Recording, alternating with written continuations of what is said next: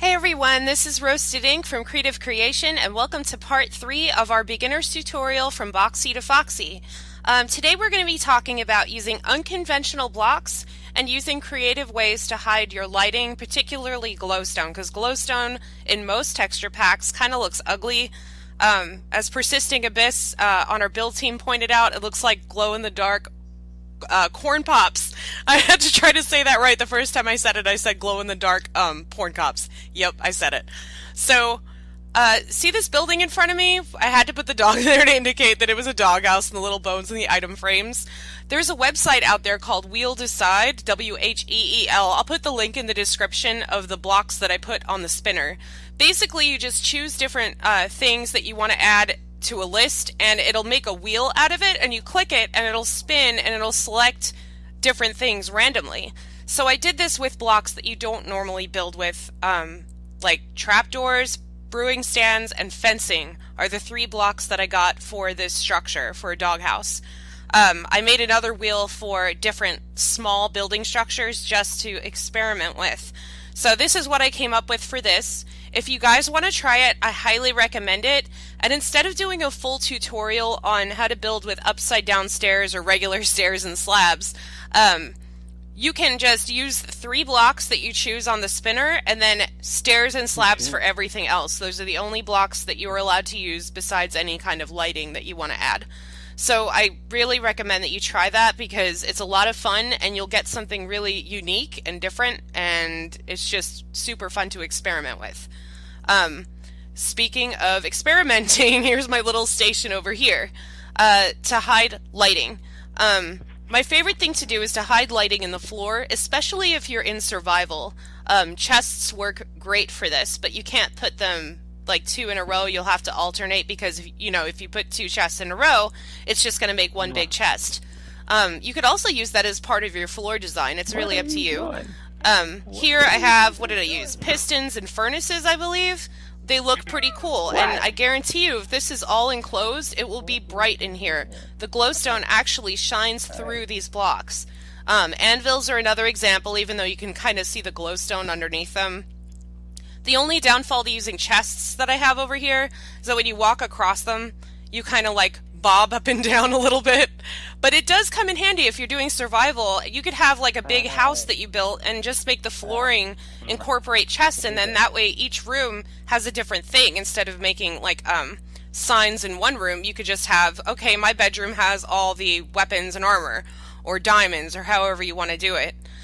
This is a thing that Drifter showed me as an example. You can also put glowstone underneath and behind chests in your inventory room, and then you can put item frames above them and then stick whatever item you have in the chest above the chest, so you don't have to sit there and type out different signs, which can be quite tedious.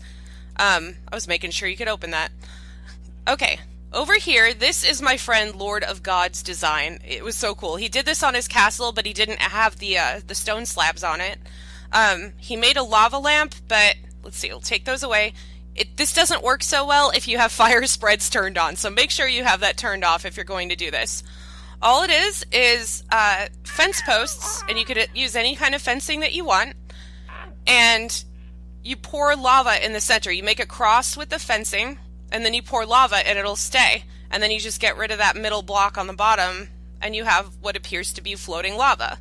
You can add torches to this, make it a little snazzy, or whatever you want to do to make it look like more of an interesting light fixture than just like glowstone on fencing with like trapdoors around it, or just glowstone itself, which can be a little bit gaudy.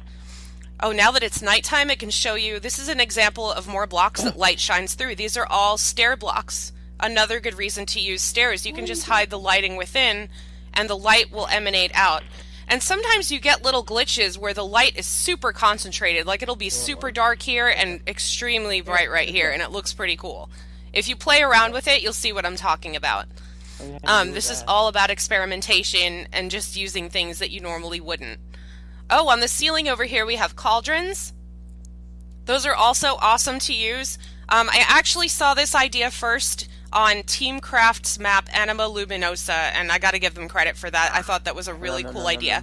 They had the cauldrons hanging down from the ceiling like this. They weren't quite flush with the ceiling, but you could do that also if you want to save space. make it feel a little more open and have So the my lighting be a little more discreet. And cauldrons are also great to use no, because they give the illusion like that you're going to walk right into it, but you just walk smoothly over and the light still shines through from the bottom. Same but thing with brewing stands. You can make a whole room with brewing stands as a flooring if oh, you wanted good to. fall, good The fall. It's chest again okay. with the dip down. Um, I know this was a quick tutorial, but I do have those links for you to each wheel if you want to decide to try and build something that uses more than your average block, just blocks that you normally don't use in your building inventory to come up with something. It kind of forces you to be extra creative. So try that out. I hope you enjoy it. And we have a new series coming soon, so keep your eyes peeled for that. Check out NF Family Foundation's donation page. They're an awesome couple of Minecrafters. Their organization is wonderful, helping families with members that suffer from neurofibromatosis. Happy building, and don't forget to think outside the blocks.